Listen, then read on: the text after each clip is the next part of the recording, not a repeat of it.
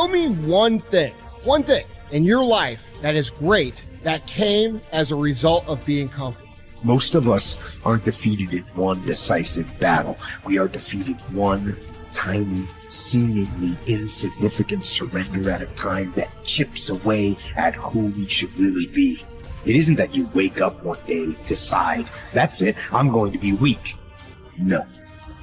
It was a slow, incremental process. It chips away at our will. It chips away at our discipline. Move out of your comfort zone. It's the courage to move into your zone of discomfort, where you feel awkward and clumsy and sometimes alone. The comfort zone is one of the greatest enemies of human potential and of your potential. The people that are really successful, they're not looking for comfort. They're looking for excitement. They're looking for potential. Give up this old idea, I just want to be comfortable. Quit lying to yourself. You know you seek more than comfort. So understand that when you're trying to avoid the pain, when you're trying to avoid the struggle, when you're trying to avoid the hard things in life, you are actively choosing to be average. Start putting some pressure on. Put some pressure on yourself. Get out here and get about it. Once you figure out that you're in a race amongst billions of people that live in this world, you're in a race by yourself. You have a purpose, and it's your purpose, not everybody else's purpose. It is your purpose and only your purpose, and it's your race. That means you are persistently bigger than your excuses. You are persistently bigger than feeling lazy. And you are persistently beating the feelings that typically stop you. Stop coming up with excuses. Don't give yourself permission to continue to live a small life. You can't fit a big dream into a small life. Give yourself permission to go for it, to test yourself, to challenge yourself, to live full. When the sun comes up, you got all the books, you got all the tapes, you got all the access. Now it's time to hunt. And what separates you from everybody else is that when it's time to hunt, you're ready to hunt. What I've come to appreciate when you're working on changing your life, changing some bad habit, getting out of addictive situations or relationships, or working to build a dream or making a difference in our society, it's hard. There are going to be all kinds of challenges that we all must face. You cannot live in this world without a challenge.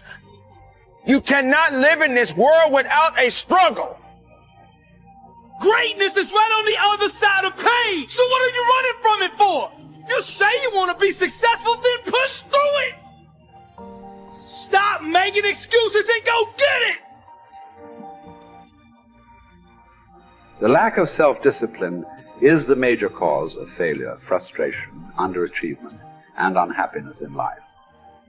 It causes us to make excuses and sell ourselves short. Perhaps the two biggest enemies of success, happiness, and personal fulfillment are first the path of least resistance and second, the expediency factor. The path of least resistance is what causes people to take the easy way in almost every situation. They seek shortcuts to everything. They arrive at work at the last minute and leave at the first opportunity. They look for get-rich, quick schemes and easy money. Over time, they develop the habit of always seeking an easier, faster way to get the things they want, rather than doing what is hard but necessary to achieve real success.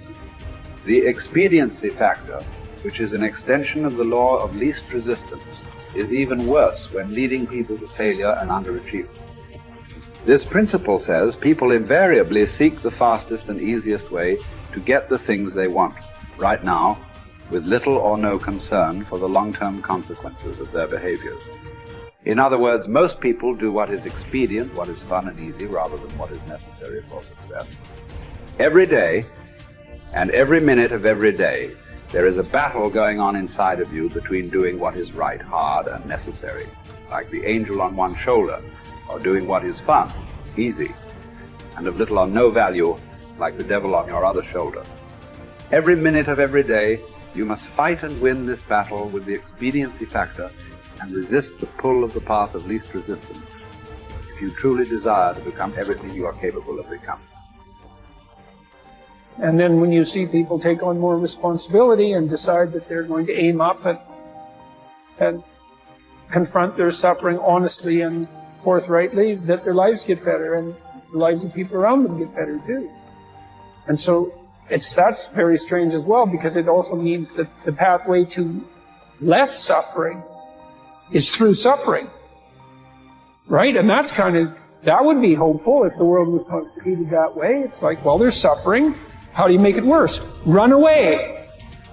How do you make it better? Confront it. Yeah, but it's suffering. It's like, yeah, but it's there. There it is. It's right there. It's a precondition for existence or something like that. And it's like you have something important to do as well. And you confront it, and that's the pathway to transcending it. We need to figure out, like, now, today, what is, the best way to live your life? What is the, there's got to be ways you can be putting forward the most positive energy. I mean, we know objectively what's causing pollution. We know objectively what's causing birth defects, and we're taking in too much chemicals and not enough vitamins. We know objectively all this stuff. We know how to organize our world, and yet we don't do it. We know how to organize our health, and yet very few people do it. We know all these things. The right path to, like, being, like, a happy, healthy person is to do all the shit that we already know you're supposed to do. Take care of your body.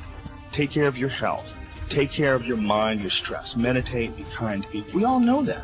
I mean, you ask anybody, they know how to get by and to be the most evolved version of you that you can be. I mean, it's not like a magical checklist. If you talk to people about it, you said, okay, here you got a person, you want to improve them. What are the things that you're going to do to them? Okay, well, if I was a life coach, the first thing I would say is this guy's got to get on a diet that makes him healthy. I don't mean a diet just to lose weight. I mean just healthy foods in your body. Many, many vegetables. Start working out your body and get a better sense of, like, how this machine feels when it's moving. It's flowing better. There's less tension in it. Your mind feels, like, relaxed, and you enjoy every single moment of the day better. Step 1, everybody knows that step, right? What's step 2? Be cool to people. Be nice to as many people as you can. Smile at as many people as you can. Have them smile back at you. Tip well when you go to restaurants. Just do the most you can. Be as nice as you can, and just still manage to not have people walk all over you. Just get through this life as nice as you can. The average human is capable of unbelievable improvement. That's the thing that's my superpower. I don't think I'm special. I just realized in looking at the science that humans actually are capable of this incredible amount of change. It is the strategy that our species took to be able to pass knowledge on to a culture rather than having to have everything be instance. And in having that layer where we can drink in the culture and read books and learn from other people, and even now we're all learning things that people thought thousands of years ago and wrote down. Like, it's insane. It travels through you, and all of that wisdom stored in culture, so that as your parents are teaching you things, they're actually encapsulating a ton of the wisdom that is in you, whether it's religion or books or whatever. Like, you're bathed in a culture that is giving you all of this incredible information. And so recognizing how powerful and potent that is incredibly meaningful. But you have to understand that you have to allow yourself to believe that you can learn from that culture in the same way that everybody else can. And that's what you're designed to do. Now, for me, that completely gave me the confidence, and I put confidence in air quotes because it's not like I believe something specific about myself. I just believed that the human animal is capable of this extraordinary change. And so now I just needed to point myself in that direction. Now, this is the key. Once I realized that I could get better at anything, it dawned on me that how I spend my time is a spiritual consideration. And I didn't want to die with potential that I failed to turn into skill set. That, to me, that speaks to how much of my potential can actually turn into skill set and get good at this stuff and push and grow and improve. Like, that to me is just this incredibly intoxicating. So, for me, the discipline, the confidence, all of that comes from recognizing the human animal. Nothing special about me. The human animal is capable of extraordinary change. Doing it, but I'm capable of getting this change.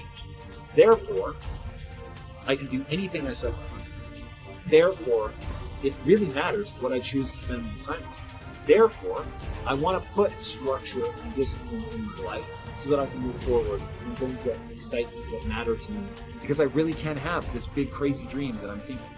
So my discipline is really born of my desire to have that thing, coupled with my belief that I can actually get there. Desire and belief. Get those two things right, and the discipline will take care of itself.